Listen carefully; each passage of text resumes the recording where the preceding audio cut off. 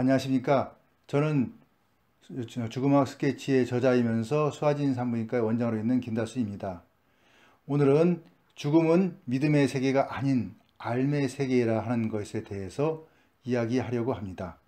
죽음에 대해 안다는 것, 그건 사람들에게 특별히 자기 의식이 있기에 가능한 축복받은 능력이라고 봅니다. 본능적으로 동물들은 죽음을 직감을 하지만 직접 사람들처럼 죽음에 대해서 이해하고 죽음을 받아들이는 것, 그런 것은 아닌 것 같습니다. 하지만 한편으로 생각해 보면은 죽음이 이제 죽음을 안다는 인간은 도리어 죽음에 대해서 죽음으로 인해서 더 불행하거나 두려울 수도 있고, 또 죽은다는 사실 때문에 삶이 힘들고 괴로울 수도 있기에 꼭 그것이 좋은 축복은 아닌 것이라고 저는 또 생각됩니다. 저는 죽음은 믿음의 세계가 아닌 삶의 세계라고 봅니다. 종교적으로 죽음은 더 좋은 곳으로 인도하는 연속성도 있고, 지금의 고통을 벗어나게 하는 새로운 기회일 수도 있으며, 영원한 안식을 찾을 수 있는 내세관을 통한 강한 믿음이 강조되기도 합니다.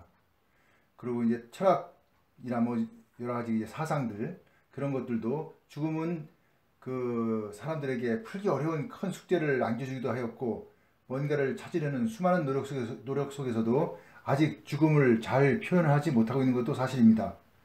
죽음에 대한 두려움과 공포를 표현한 다양한 문학 작품과 예술 작품을 보면은, 이는 죽음을 피하고 싶어 하는 사람들이 만든 영혼 불멸에 대한 믿음을 표현한 것이기에, 사람들은 그 믿음 속에 종교적 심취나 사후에 대한 다양한 기대를 하게 되었고, 이를 통해서 죽음에 대한 사이 예찬, 그런 것이 유행하였던 것도 사실입니다.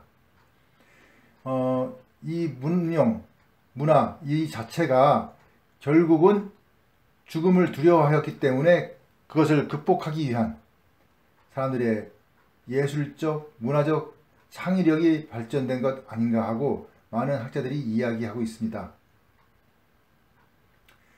죽는다는 것을 아는 것에 대해서 최근에 보면 과학의 발달과 의학의 발전은 새롭게 죽음의 의문을 풀어나가면서 점차 죽음을 객관적으로 알아가야 한다는 생각이 커지게 되었고, 그런 다양한 죽음에 대한 연구와 토론이 이루어지기도 하였습니다. 이런 과정에서 죽음을 이해하는 것은 자신을 다시 돌아보게 하고 죽음이 가져다 줄 많은 일들을 미리 이제 준비해야 한다 하는 의식, 그런 생각이 이제 점차 커진 거죠. 잘 될 거라는 믿음도 삶에는 중요하지만, 죽게 된다는 것을 알아가면서 삶이 조금씩 깊어지고 넓어지고 높아질 것이라고 저는 봅니다. 그럼 영생이 좋은 것일까? 만약 사람이 죽지 않고 영생을 가진다면 어떻게 될까 하고 생각해 보면은, 영화나 TV 드라마에서 가끔 그런 것이 언급되죠.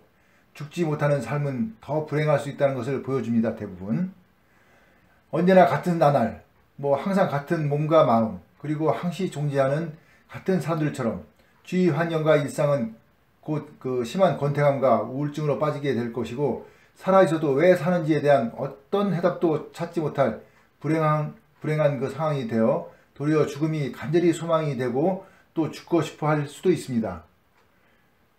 우리가 보면 천국을 묘사할 때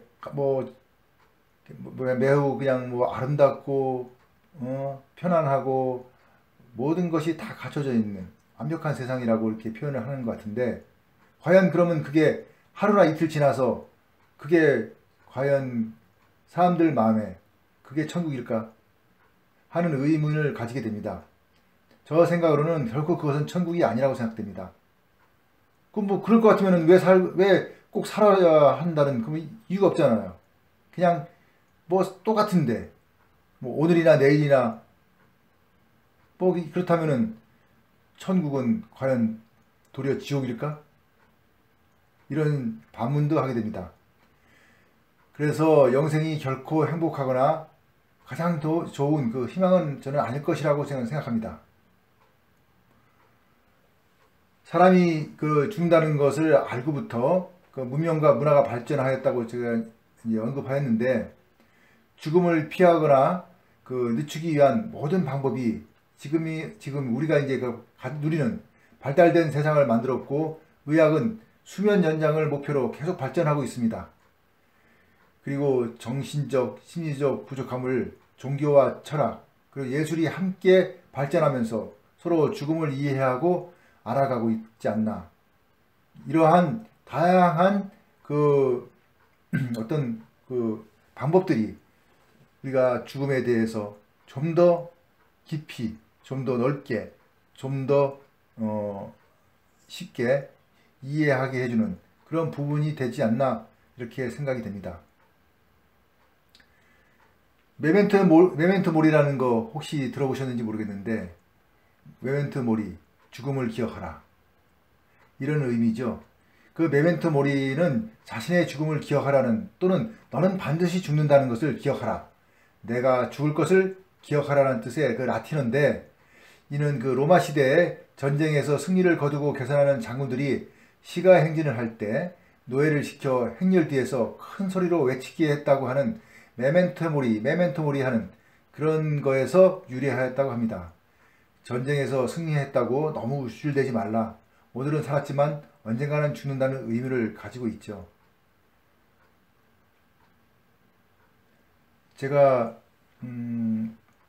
중학교 1학년 때 그 현대문학이라는 책 중에서 그 스코틀랜드 출신의 뮤리엘 스파크의 그 소설인데 메멘토 모리라는 게 있었습니다. 그 당시에 그 메멘토 모리가 의미가 뭔지를 잘 모르고 굉장히 당황했던 그런 시기가 있었는데, 그래서 뭐 사전을 찾아보고 했는데 잘 모르겠더라고요.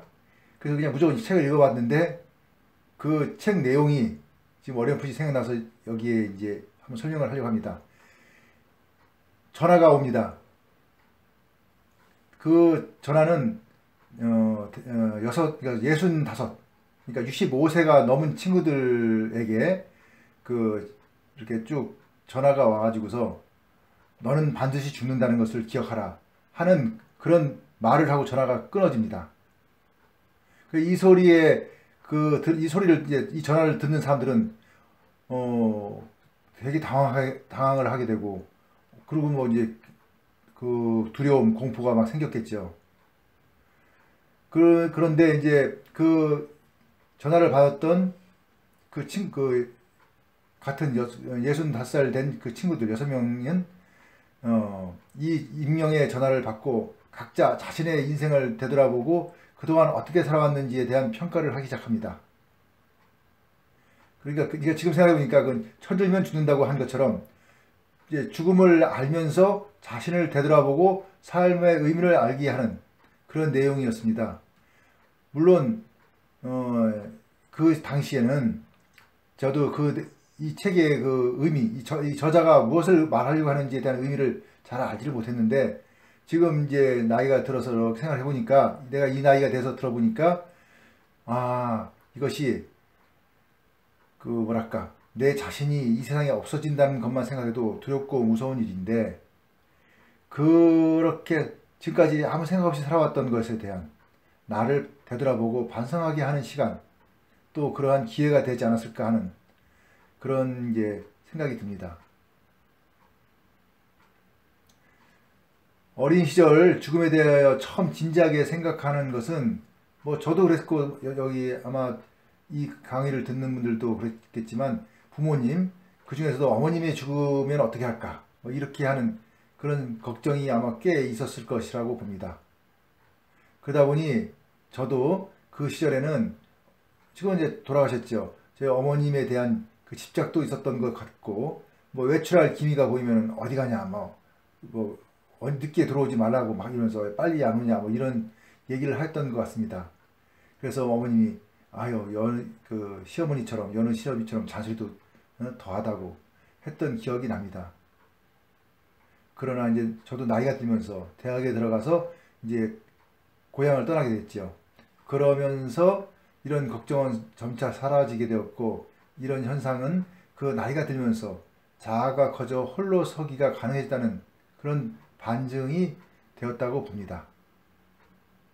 그리고 이제 또 다른 사람을 만나게 되고 이러면서 점점 부모님에 대한 그러한 죽음에 대한 걱정이 그 당시에 젊었을 때는 이제 거의 사라졌지 않았나.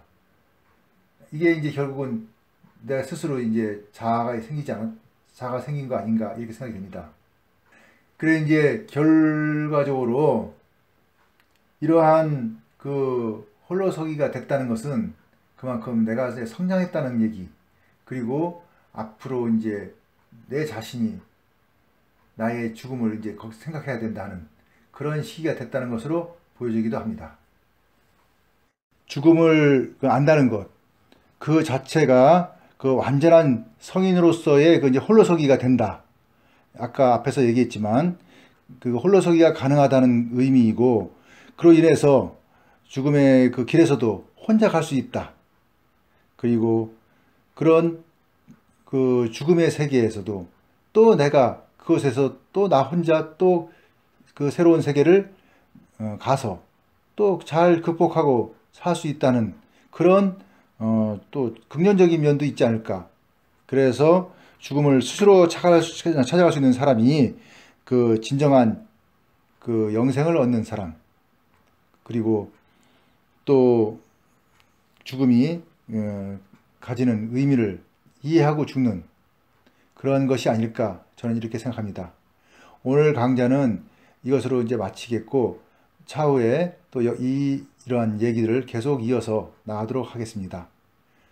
감사합니다.